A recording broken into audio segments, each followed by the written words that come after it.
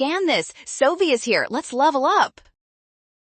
Organisms often stop producing specific proteins as they mature. Let's solve why this gene expression change happens in these parasitic worms.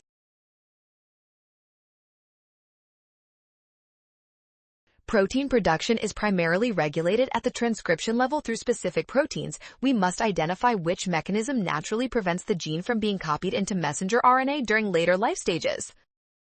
If transcription factors required to bind the promoter are only present during the larval stage, the gene remains silent. This explains why the protein is missing in the adult worms. Option A is incorrect because the genetic code and codon order do not change. Therefore, the presence of specific transcription factors is the key.